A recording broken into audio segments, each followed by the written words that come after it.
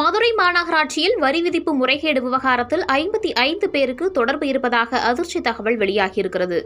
இவ்விவகாரத்தில் முன்னாள் உதவி ஆணையர் உட்பட 8 பேர் கைதாகியுள்ளனர். என்ன நடந்தது? இந்த வீடியோவில் விரிவாக பார்க்கலாம்.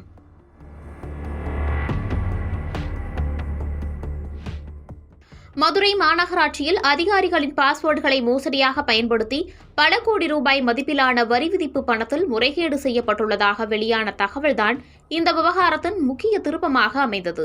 இந்த மோசடி விவகாரத்தில் சைபர் கிரைம் மற்றும் மாநகர மத்திய குற்றப்பிரிவு போலீசார் இணைந்து தீவிர விசாரணை நடத்தி வருகின்றனர். மாநகர மேயருடன் நெருக்கமாக இருந்த சில முக்கிய அதிகாரிகளிடம் கூட விசாரணை மேற்கொள்ளப்பட்டுள்ளதாக தகவல் வெளியானது. இந்த நிலையில்தான் இதில் 8 பேர் இன்று கைதாகியுள்ளனர். கடந்த ஆண்டு வரி வசூல் தொடர்பாக மாநகர ஆணையாளர் நடத்திய வாராந்திர ஆய்வுக் கூட்டத்தில்தான் 100க்கும் மேற்பட்ட கட்டடங்களுக்கு விதிகளை மீறி குறைந்த அளவில் வரி விதிக்கப்பட்டது தெரியவந்தது. இதையடுத்து உதவி ஆணையர்கள் குழு விசாரணை நடத்தியதில்தான் 1.5 கோடி மதிப்பில் வரி மோசடி நடந்தது உறுதியானது. இதுகுறித்து மதுரை மாநகராட்சி மாமன்ற எதிர்க்கட்சித் தலைவர் சோலை ராஜா நம்மிடையே பேசுகையில், நாங்கள் தான் ஒரு வருடத்துக்கு முன்னாடி எங்களுக்கு தகவல் கிடைச்சிச்சு.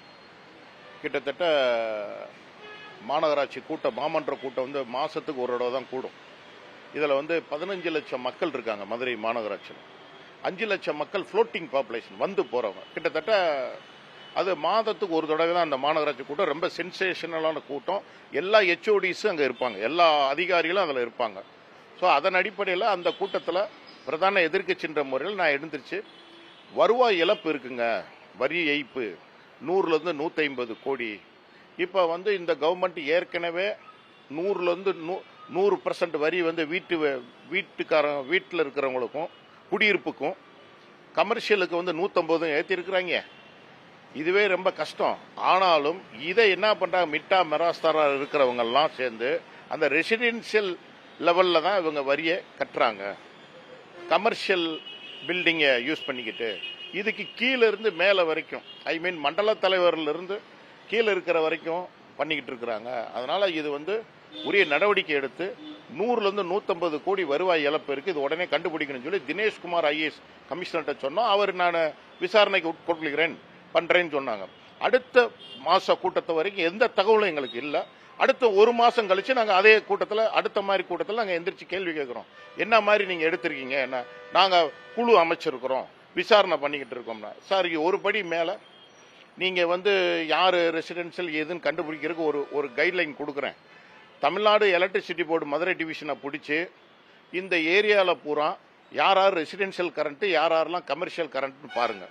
அப்போ அந்த கமர்ஷியல் கரண்ட் லிஸ்ட்ல இருக்கிறவன் பூரா ரெசிடென்சியல் பேர்ல வரி கட்டியிருக்காங்கன்றத செக் பண்ணீங்கன்னா கண்டிப்பாக இதில் பிடிபற்றலாம், கண்டிப்பாக பண்ண முடியும். அப்படிதான் எல்லிஸ் நகர் ஏரியா, KK நகர் ஏரியா, அண்ணா நகர் ஏரியா, மீனாட்சி அம்மன் கோயிலை சுற்றி செல்ல ஏரியா, இப்படி நிறைய ஏரியாவில் இருக்கக்கூடிய கமர்ஷியல் பில்டிங் ரெசிடென்சியல் பில்டிங் பேர்ல கட்டுறாங்க அப்படின்றது ஊர்ஜிதமாயி அவர் ஃபாலோ பண்ணி ஒரு கம்ப்ளைண்டே நான் கொடுத்துருக்கேன். அவர் சொன்னது அந்த கூட்டத்தில் நான் போலீஸ் கம்ப்ளைண்ட் கொடுத்துருக்கேன். இது கிரிமினல் த்ரெட். காரணம், அப்பயே அவர் அந்த 2வது கூட்டத்தில் ஒரு 3 பேரை சஸ்பெண்ட் பண்ணார். அந்த 3 பேரும் டெம்பரவரி பில் கலெக்டர்ஸ் மூலயமா தான் அவர் கலெக்ட் பண்ணி தான் அதை போலீஸுக்கு ஹேண்ட் ஓவர் பண்ணாங்க. அதோடு நின்று போச்சு. இப்போ பழையபடி இப்போ 2 நாள் 3 நாளாக தான் பயங்கரமாக அண்டர்டேக் ஆகுது. ஆனால் இப்போ என்னன்னா, அதிகாரிகளுடைய பாஸ்வேர்டை பெரிய லெவலில் முறைகேடு பண்ணியிருக்கிறாங்க. இப்போ உதாரணத்துக்கு இப்போ ஒரு பில்டிங்கோட வரியை குறைக்கணும் அப்படின்னா அதுக்கு என்ன மாதிரியான சட்டத்திட்டங்கள் இருக்குது? இந்த அதிகாரிகளுடைய பாஸ்வேர்டு அந்த அந்த விஷயங்கள் எப்படிலாம் பயன்படுத்திக்கிறாங்க? சார், அதிகாரிகளோட பாஸ்வேர்டை கீழே இருக்கிறவங்களாம் யூஸ் பண்ணாங்கன்னா இவங்க நாலேஜ் இல்லாமல் எப்படி பண்ணுவாங்க? இவங்க நாலேஜில் தானே சார் பண்ணுறாங்க. இப்போ இவங்களுக்கு என்ன, இப்போ இன்னைக்கு பார்த்தீங்கன்னா அப்போ இருந்த ஏசி, அப்போ இருந்த பில் கலெக்டர்ஸ், இவங்களெல்லாம் சிலவங்கள தூக்கி விசாரிச்சுக்கிட்டு இருக்காங்கன்னு பேப்பரில் தான் பார்த்தோம். பட்டு அது எந்த அளவுக்கு சாத்தியக்கூறுன்னு தெரில. ஆனால் பாஸ்வேர்டு எல்லாமே நாலேஜ் இல்லாமல், அவங்க நாலேஜ் இல்லாமல் எதுவுமே பண்ண முடியாது. இப்போ இன்ஸ்டாகிராம் இருக்குது, நம்ம இன்ஸ்டாகிராமில் ஒரு ஆள் போட்டிருக்கான்னு சொன்னால் நம்ம நாலேஜ் இல்லாமல் எப்படி போட முடியும்? அது மாதிரி தான் பாஸ்வேர்டு இவங்களோட நாலேஜ். அதுவும் கவர்மெண்ட் ஸ்டாஃபு அவங்க பாஸ்வேர்டை ரொம்ப கான்ஃபிடென்ஷியலாக வச்சுருக்கணும். அவங்க கீழே இருக்கிறவங்க அதை யூஸ் பண்ணுறாங்கன்னு சொன்னால் அதுவே உனக்கு எரர் தானே, அதே தப்பு தானே. அதுவே தப்பு தானே. என் பாஸ்வேர்டை தெரியாம எடுத்துட்டாங்கன்னு சொல்ல அதுவே தப்பு தானே. வந்து ஒன்று நீதிமன்றத்தில் போய் வரி குறைப்புக்கு வந்துட்டு ஆர்டர் வாங்கிக்கணும், இல்லைன்னா மாமன்ற கூட்டத்தில் வந்துட்டு ஒரு கவுன்சில் கூட்டத்தில் வந்துட்டு தீர்மானம் நிறைவேற்றி அந்த வரி விதிப்பு வந்து குறைச்சிக்கணும். இப்போ அந்த மாதிரி ஏதாவது பண்ணியிருக்கிறாங்களா சார்? இந்த நான் வந்து ஆக்சுவலாக வந்து நான் கேட்டோம், இந்த மாதிரி எங்கள் ஆட்சியில் வந்து வரியை கூட்டவே இல்லை. பட் இந்த ஆட்சியில் நீங்கள் 100லேருந்து 150%, 100% குடியிருப்புக்கு இது கூட்டியிருக்கீங்க, இது தயவுசெய்து குறைக்கணும் அப்படின்னு சொல்லி தான் நான் கேட்டேன். அப்போ மேயர் அம்மாவும் கமிஷனரும் சேர்ந்து இது பாலிசி மேட்டர், இது வந்து சென்னை உள்ளாட்சி பிரதிநிதித்துவ சட்டம், இதை வந்து நாங்கள் ஒன்றும் பண்ண முடியாது, இந்த மாமன்ற கூட்டத்துக்கு அது செல்லாது. எப்படி சொன்னாங்க? இந்த மாமன்ற கூட்டத்துக்கு இது செய்ய முடியாது, இது பூராமே ஜிஓ அப்படின்னு சொல்லி சொன்னாங்க. ஸோ அதனால எந்த விதத்திலையும் மாநகராட்சி கூட்டத்தில் தீர்மானம் இது குறைக்கிறோம் சொல்லி தீர்மானம் போடவே முடியாது, போடவும் கூடாது. அதே மாதிரி இப்போ மதுரை மாநகராட்சியில் வந்துட்டு ஏபிசி அப்படின்ற அந்த கேட்டகரியில் வந்துட்டு நமக்கு வந்துட்டு வரி விதிக்கிறாங்க. இந்த ஏபிசினா என்னது?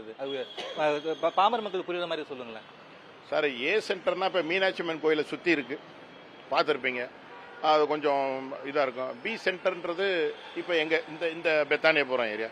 சி சென்டர்ன்றது அவனியாபுரம், இதெல்லாம் பார்த்துருப்பீங்க. இதுதான் A centre, B centre, C centre. இப்போ இந்த A centre, B centre, C centre இதில் வந்துட்டு பெரிய பெரிய கமர்ஷியல் பில்டிங் நிறைய இருக்கு. அப்போ அதில் ஏ சென்டர்ல இருக்கக்கூடிய அந்த பெரிய பெரிய கமர்ஷியல் பில்டிங்லாம் என்ன மாதிரி டாக்ஸ் போடுறாங்க? அதைத்தானே இப்போ கோக்குமாக் பண்ணியிருக்கேன். அந்த ஏ சென்டர்ல இருக்கிற சி சென்டருக்குள்ள பில்லைத்தான் அங்கே போடுறான். நான் சொல்றது புரியுதா? அவனியாபுரத்தில் இருக்கிற மாதிரி உள்ள ஏரியாவை மீனாட்சி அம்மன் கோயிலை சுற்றி இருப்பாங்க, ஆனால் அவங்களுக்கு பில்லு டாக்ஸ் வந்து இங்கே நம்ம அவனியாபுரத்தில் இருக்கிற மாதிரி ரொம்ப ரூரல்ல இருக்கிற மாதிரி காட்டிக்கிடுவாங்க. அதில் தான் முறைகேடு ஆகுது. இந்த முறைகேடை எப்படி ஒருத்தன் கீழே இருக்கிறவன் பண்ண முடியும்?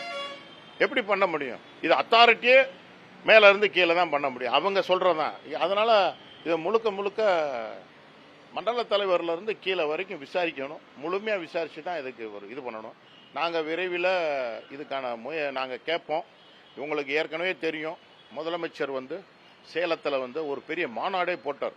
தமிழ்நாட்டில் உள்ள மாநகராட்சியில் இருக்கக்கூடிய கவுன்சிலர்ஸ், அவங்க கட்சி திராவிட முன்னேற்ற கழகத்தை சேர்ந்த பிரதிநிதிகள், உள்ளாட்சி பிரதிநிதிகள், அதாவது பேரூராட்சி, நகராட்சி, மாநகராட்சி, ஊராட்சி, இதில் இருக்கிறவங்கள பூரா வச்சு ஒரு பெரிய மாநாடே நடத்தினார் சேலத்தில்.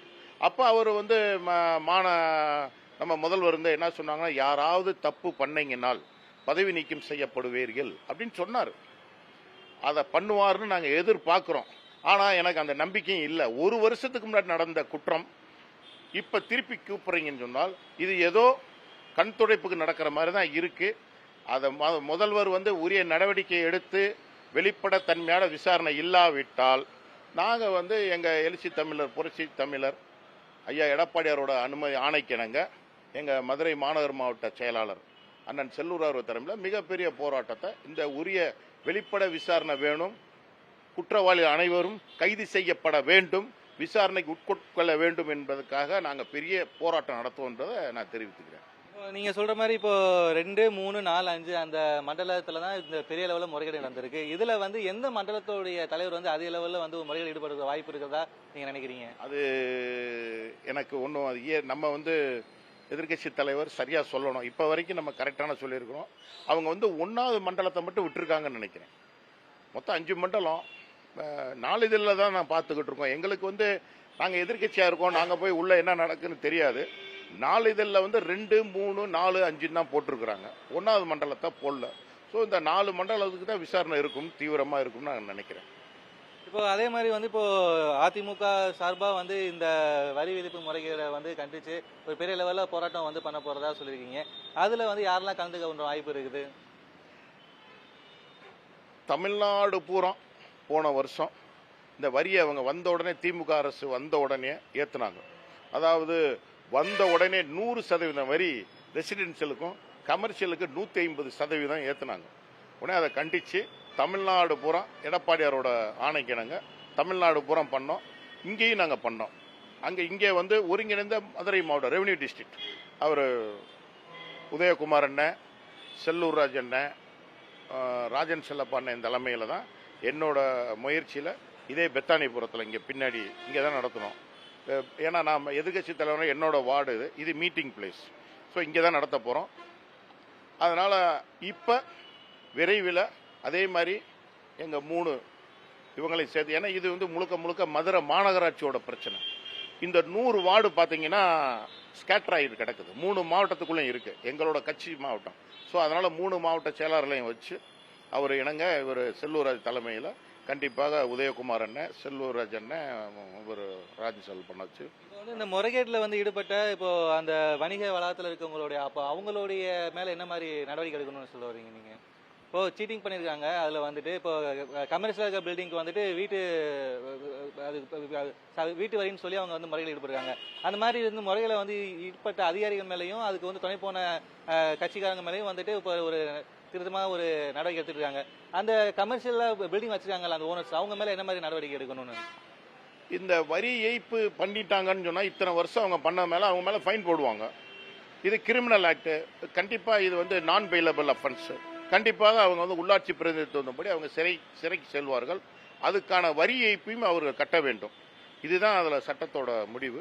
கண்டிப்பாக இது நடக்கும்னு பண்ணுறோம், இல்லாட்டி நடக்க வைப்போம்.